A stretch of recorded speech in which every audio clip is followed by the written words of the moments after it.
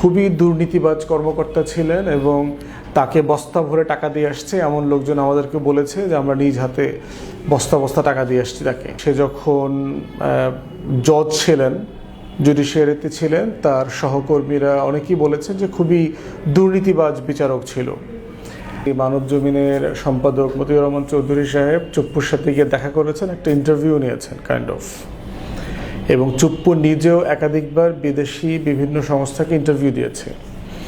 সেখানে কিন্তু সে বারবার বলেছে যে হাসিনার কোনো পদত্যাগপত্র সে পায় নাই, সে দেখে নাই এটা, এবং এটা ইন্টারভিউ আকারে মানব জমিনে ছাপানোও হয়েছে। তারপরে অন্তর্বর্তীকালীন সরকারের বিরুদ্ধে অনেকগুলো অভিযোগ করেছে, তাকে কোনো বিষয়ে জানানো হয় না, তাকে বের হইতে দেওয়া যায় না, কোনো প্রোগ্রামে তাকে দাওয়াত দেয় না, বিভিন্ন ক্রয়পত্র জাতীয় দিবসে ছাপানো হলে তাকে তার নামে যে বাণী যাওয়ার কথা সে বাণীগুলো দেয়া হয় না। মানে মোটা দাগে যে তাকে রাষ্ট্রীয় যে প্রোটোকল তাকে দেওয়ার কথা সেটা সাফিসিয়েন্টলি দেয়া হয় না। কিন্তু আমরা সেই সময় দেখলাম যে বিএনপির কারণে মূলত তারা চুপ্পুকে সরাতে পারেনি, কারণ বিএনপি বারবার বলেছে যে সাংবিধানিক ধারাবাহিকতা, রাষ্ট্র এত অস্থির হয়ে যাবে, এটার প্রয়োজন নাই, এগুলো সেগুলো। এবং এখনো পর্যন্ত আমরা দেখেছি একই যুক্তিগুলো বিএনপির মুখ থেকে বারবার এসছে। ৭২-এর সংবিধান, মুক্তিযুদ্ধ, ব্যবসা চেতনা, তারপরে চুপ্পু, এই বিষয়গুলোর ব্যাপারে তাদের পজিশনটা প্রায় আওয়ামী লীগের কাছাকাছি। তো যেটা নিয়ে আমরা বারবার কথা বলেছি। এখন প্রশ্ন হচ্ছে যে চুপ্পুকে সরিয়ে দেওয়া দরকার। সরানো হলে আসলে কি করা দরকার? প্রথমত হচ্ছে যে রাষ্ট্রপতি থাকার কারণে তার ব্যাপারে অনেকগুলো প্রিভিলেজ কাজ করতেছে। দ্বিতীয়ত হচ্ছে তার বিরুদ্ধে কিন্তু অনেকগুলো অভিযোগ আছে। একটা অভিযোগ হচ্ছে দুর্নীতির, যে সে যখন জজ ছিলেন, জুডিশিয়ারিতে ছিলেন, তার সহকর্মীরা অনেকেই বলেছেন যে খুবই দুর্নীতিবাজ বিচারক ছিল এবং সেটা তদন্ত হওয়া দরকার, কথা আসলে সত্য কিনা। আর দ্বিতীয়ত হচ্ছে যে দুদকের যখন কমিশনার ছিলেন খুবই দুর্নীতিবাজ কর্মকর্তা ছিলেন এবং তাকে বস্তা ভরে টাকা দিয়ে আসছে এমন লোকজন আমাদেরকে বলেছে যে আমরা নিজ হাতে বস্তা বস্তা টাকা দিয়ে আসছি তাকে। এই লেভেলের দুর্নীতিবাজ কর্মকর্তা ছিলেন। এখন এইটা সিরিয়াসলি তদন্ত হওয়া দরকার যে আসলে এইরকম একটা খারাপ মানুষ যদি হয়ে থাকে তার আসলে রাষ্ট্রপতি হওয়ার সে যোগ্য কিনা, তাকে এই মানের একটা খারাপ লোককে রাষ্ট্রপতি করা যায় কিনা আইনগতভাবে এবং নৈতিকভাবে। দ্বিতীয়ত হচ্ছে তার ব্যাপারে একটা বড় অভিযোগ হচ্ছে এস আলমের যত কর্মকাণ্ড আছে এগুলোর বৈধতা দেয়া, ব্যাকডোরে সাহায্য করা।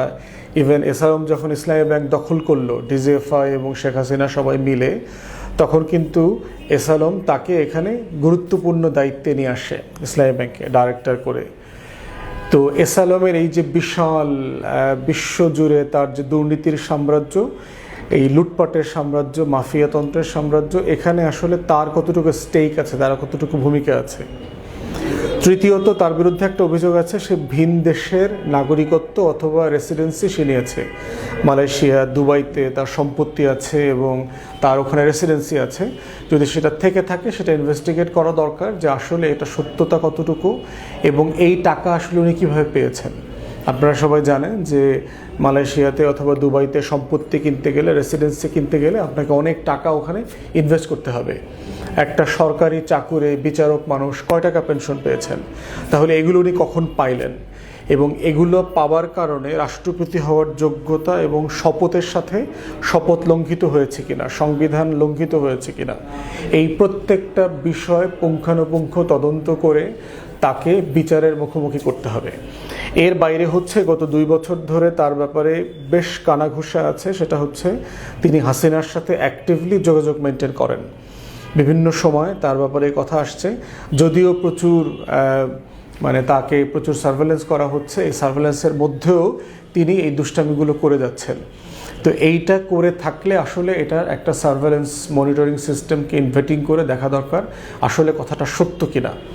মোটা দাগে আমরা আহ্বান করব সরকারকে, তাকে কোনোভাবে দেশের বাহিরে পালাতে যেতে দেয়া যাবে না, তাকে বাংলাদেশে থাকতে হবে যদি সে রাষ্ট্রপতির পদে না থাকে, এবং তাকে বিভিন্ন এজেন্সির মাধ্যমে ন্যায্য তদন্ত সাপেক্ষে বিচারের মুখোমুখি করতে হবে। এইটা আমাদের পক্ষ থেকে, গণ অভ্যুত্থানের যারা স্টেক হোল্ডার তাদের পক্ষ থেকে, শত শত শহীদ পরিবার তাদের পক্ষ থেকে আমাদের সরকারের কাছে দাবি।